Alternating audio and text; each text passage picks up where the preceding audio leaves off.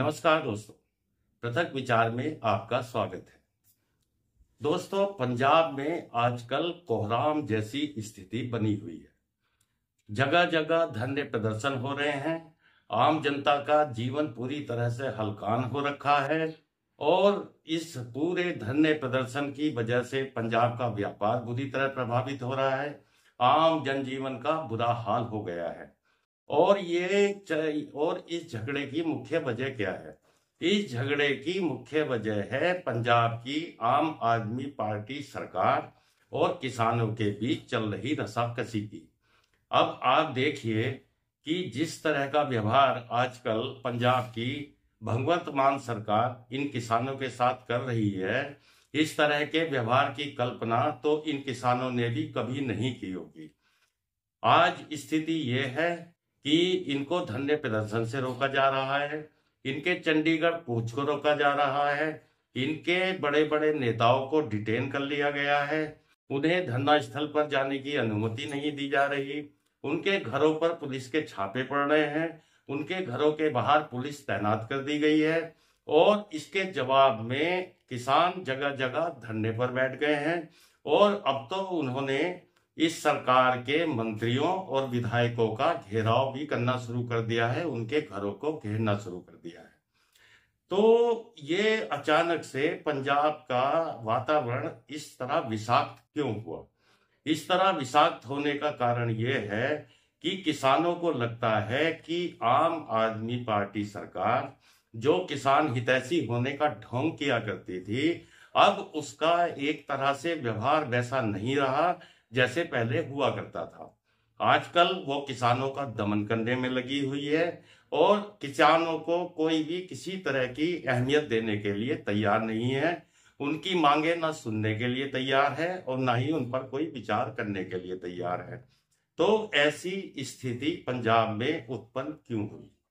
आप याद कीजिए कि ये वही अरविंद केजरीवाल की पार्टी है कि जब दिल्ली के अंदर 3 कृषि कानूनों को काला कानून बताते हुए इन किसानों ने दिल्ली कूच किया था, तब यही अरविंद केजरीवाल की सरकार पलक पावड़े बिछाकर इन किसानों का खैर मकदम कर रही थी। खुद अरविंद केजरीवाल वहां जाकर बोल चुके थे कि किसानों की मांगे बिल्कुल जायज हैं, इसलिए हम इनका समर्थन करते हैं। और यही नहीं, उस समय दिल्ली सरकार के खजाने को इन किसानों के लिए पूरी तरह से अरविंद केजरीवाल ने खोल दिया था। जितने भी तरह की सुविधाएं इन लोगों को अरविंद केजरीवाल दे सकते थे, वो सारी सुविधाएं दी गई उनको। आप याद कीजिए कि किस तरह से मसाज की मशीनें दी गई, किस तरह से उनके खाने पीने का बढ़िया से बढ़िया इंतजाम किया गया, ड्राई फ्रूट के स्टॉल लगाए गए, साथ ही अच्छी क्वालिटी की शराब, महंगे ब्रांड की शराब उन लोगों को मुहैया कराई गई और साथ ही हर तरह से उनका तन मन धन से इस केजरीवाल सरकार ने समर्थन किया। अब अचानक से ऐसा क्या बदलाव आ गया कि जिन किसानों को अरविंद केजरीवाल भारत का अन्नदाता बताया करते थे, आज उन्हीं किसानों के पीछे इनकी सरकार हाथ धोकर क्यों पड़ गई है? इस चीज का जवाब तो अरविंद केजरीवाल ही दे सकते हैं, लेकिन सुनने में कुछ ऐसा आता है कि अरविंद केजरीवाल इन किसानों से इसलिए गुस्सा हैं क्योंकि दिल्ली में चुनाव और लोकसभा चुनाव से ठीक पहले जिस तरह किसानों को एक षड्यंत्र के तहत दिल्ली कूच कराया गया था, आप याद कीजिए कि उस कूच के अंदर किसान जो खुद को किसान कहते हैं, वो किस तरह की मशीनरी और 72 ट्रैक्टरों के साथ दिल्ली कूच के लिए निकले थे। इनकी योजना क्या थी? क्या इनके पीछे षड्यंत्र था? कौन इनकी फंडिंग कर रहा था? ये बहुत कोई दबी छुपी बात अब नहीं है, लेकिन भारतीय जनता पार्टी की सरकार ने, हरियाणा सरकार ने एक चीज को बड़ी अच्छी तरह से भांप लिया था कि इस बार दिल्ली पहुंचने वाले जो ये किसान निकले हुए हैं, इनके इरादे बिल्कुल भी ठीक नहीं है, इनके इरादे खतरनाक हैं। नतीजा ये निकला कि हरियाणा सरकार ने इनको दिल्ली पंजाब बॉर्डर पर ही रोक दिया और इनकी लाख कोशिशों के बावजूद इनको दिल्ली कूच नहीं करने दिया। तो जो सोचकर इस आम आदमी पार्टी की सरकार ने पंजाब से उन किसानों को दिल्ली भेजने का षड्यंत्र रचा था, जब वो षड्यंत्र फेल हुआ, जब वो षड्यंत्र फ्लॉप हुआ, तो इस चीज का अरविंद केजरीवाल को बड़ा सदमा लगा। क्योंकि इन लोगों की योजना थी कि दिल्ली के अंदर उसी तरह जैसे पहले 13 महीने इन किसानों का आंदोलन कराया गया था, उसी तरह से दिल्ली घेर कर इनको बैठाने की दोबारा से तैयारी थी। यदि ये किसान दिल्ली में आकर बैठ गए होते, दिल्ली बॉर्डरों को इन्होंने घेर लिया होता, तो दिल्ली की केंद्र सरकार और केंद्र सरकार और हरियाणा सरकार के खिलाफ एक माहौल तैयार होता, जिसका फायदा अरविंद केजरीवाल की पार्टी उसी तरह उठाती जैसे उस समय 13 महीने के आंदोलन के दौरान इन्होंने उठाया था और पंजाब के अंदर अपनी सरकार बना ली थी। अब चूंकि इतनी फंडिंग करने के बावजूद भी, इतने षड्यंत्र करने के बावजूद भी और इतनी मेहनत करने के बावजूद भी ये किसान हरियाणा तक में नहीं घुस पाए, दिल्ली तो बहुत दूर रहा, तो इस चीज से अरविंद केजरीवाल बहुत ज्यादा खपा है। अरविंद केजरीवाल का मानना है कि इन किसानों ने, इन आंदोलनकारियों ने यदि दिल्ली में घुसने के लिए पूरी तरह से प्रयास किए होते, तो आज ये खनौरी बॉर्डर पर नहीं बल्कि ये दिल्ली बॉर्डर घेर कर बैठे हुए होते, जिसका फायदा अरविंद केजरीवाल की पार्टी को लोकसभा में भी लगता और साथ ही दिल्ली चुनावों में भी लगता। तो अरविंद केजरीवाल शायद इस चीज को भूल नहीं पा रहा है कि इन किसानों के दिल्ली ना पहुंचने की वजह से उसे राजनीतिक रूप से बहुत नुकसान हुआ है। दूसरे, अब ये उन किसानों की मांगों के समर्थन में क्यों नहीं है? क्योंकि ये चीज तो बिल्कुल शुरू से ही पक्की है कि इन किसानों को जो मांग का कागज पकड़ाया गया है, यानी ये जो मांगे अपनी बताते रहे हैं, वो सारी की सारी मांगे पूरी तरह से अव्यवहारिक हैं।